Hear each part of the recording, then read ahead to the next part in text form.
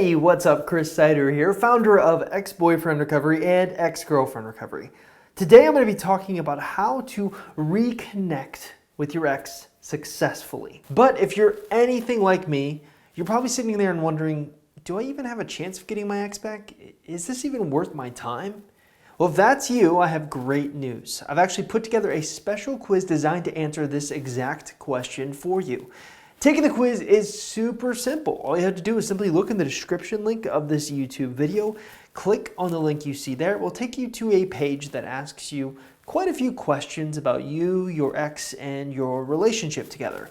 Based on how you answer those questions, we're actually going to run it through an advanced algorithm that's going to spit out a score and tell you what you need to be doing next to be successful at getting your ex back, so you know you're not wasting your time. So again, if you want to take that quiz, it's super simple. Simply look in the description below this YouTube video, click on the link that you see there, and we will hook you up with an answer on if you have a chance of getting your ex back. All right, let's begin. All right, today we're going to be talking about how to reconnect with your ex. And there's a very specific way that I like to teach people to do this, and it's something that I've refined over the years and found there's a certain way that gets better results than just the average normal reach out method. So the first thing I think we need to talk about or cover are actually the different vehicles of communication. These are the different ways in which you can typically communicate with your ex. And I'm only going to be covering about 5 different vehicles of communication. There are probably more, but these are just the most basic ones, So here are the 5 vehicles of communication. You've got social media, basically anything that you post online if your ex is watching from afar. In a weird way, that's like a vehicle of communication. It's an indirect vehicle, if you will. Then you've got something a little bit more direct, like text messaging, phone calls. Phone calls can advance up to video chats. The level above that would be an in-person interaction. And the thing I want you to kind of take note of is how there's like a progression, especially I've kind of got like a ladder looking graphic on the screen here. There's kind of like a progression between social media and texting to phone calls, and phone calls to video chat, and video chats to in-person interaction. There's kind of like a progression of how you go about doing these things. And we're going to talk a little bit about that and how it kind of fits into the overall strategy. But those are our 5 basic methods that we're going to be talking about today. These are the 5 ways that you can really communicate with your ex, right? So let's move on and actually talk about the right way to reconnect. And the first thing I want to start off by saying is that really when you look at each of these vehicles that I covered, you can kind of divide them into different sections based on how you talk to a person. So what do I mean by that? Well, anyone can really look at anyone's social media account as long as you're friends, right? So it could be, you could randomly look at someone you haven't talked to in maybe 5-6 years. You can look at their social media profile. They wouldn't even know, right? So it's not really a huge deal if you're looking at someone's social media profile, but really you only start talking or texting people that you're usually friends with, your family, sometimes work colleagues, people like that. You only communicate with the texting vehicle with people like that, right? And then phone calls, it becomes a little bit even more of a podium place, if you will. So with phone calls, you only usually talk to your good friends.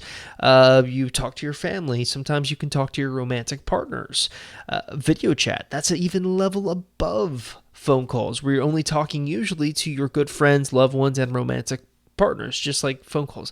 But really where things get interesting is when you talk to in-person interactions, or you talk to people or use the in-person vehicle.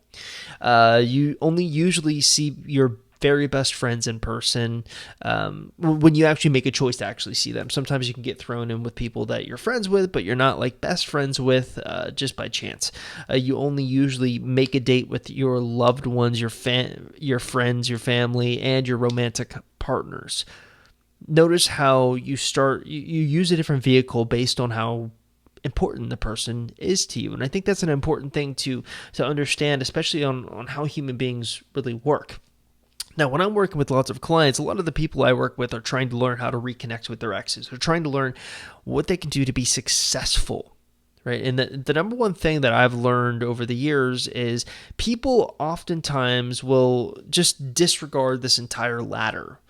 right? I like to call this the ladder, and it's a pretty good analogy because ideally what you want to do is ascend up the ladder. You want to start from kind of where you are now to seeing your ex in person, right? You want to reconnect with them on that level. But really where I think people have trouble is they actually start after a breakup and go right to the in-person interaction, basically skipping over all of the trust building that happens in the social media stage, the texting stage, the phone call stage, the video chat stage.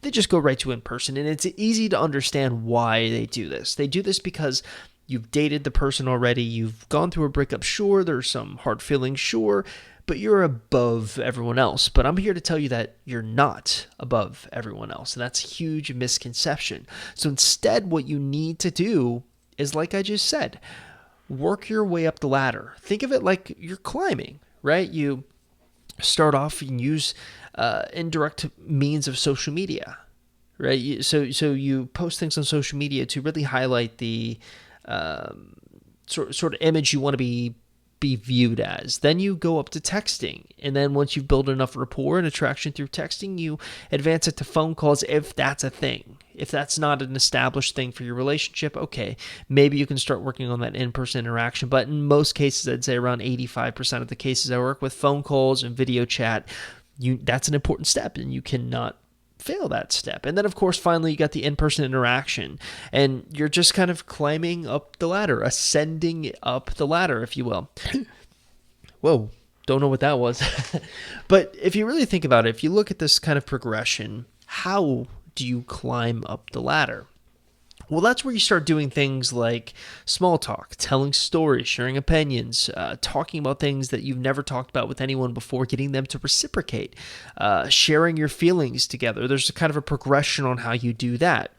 So I know this is kind of like a weird this kind of graphic is weirdly put together, but ultimately, what I want you to understand is that if you're going to reconnect with your ex, there's not a special magic bullet phrase or way that I can teach you to do it. It's a progression. It's going to take time, especially if you want to see results, right? So I'll give you kind of a quick example. Let's say you start off by texting your ex, right? You don't start off by texting your ex your feelings for them. You start off typically with small talk, or you tell stories, something that interests them. And then once that foundation has been built, you can maybe advance up to the phone calls, right? Or the video chat. And once you're in the phone calls and video chat, that's where you actually start talking about your opinions. You start telling more stories. Maybe you start talking about things or trying to get them to talk about things that they've never talked about before with anyone. You establish that level of trust. And then once you feel like you've gotten a pretty good you've done a pretty good job in those vehicles, maybe you try to establish that date. And then on the date, you can maybe do a combination of all of the things on the left there. You can do the small talk, the telling stories, the sharing opinions, the talking about the virgin ground stuff. You can slowly share your feelings. And ultimately, that's a great way of reconnecting with your ex. So, if you're ever sitting there and wondering, well, how do I reconnect with my ex? Use this progression. This isn't a follow it to a T game plan. Everything is adaptable, but this should be your guidelines. You should follow this strategy if you're new to this process. Okay, so that's basically how I would recommend that you reconnect with your ex after a breakup. If you have any questions, ask them in the comments of this YouTube video. I've also got an article, a companion article that really goes a lot more in depth on what we've talked about here and talks a little bit about the psychology behind why this works and maybe some of the philosophy behind why it works. I'm actually going to link up the companion article that goes along with this video in the the description of this YouTube video. So if you're interested in reading that, simply look in the description and click on the link and we will hook you up. Okay, that's going to do it. I'll see you guys next time.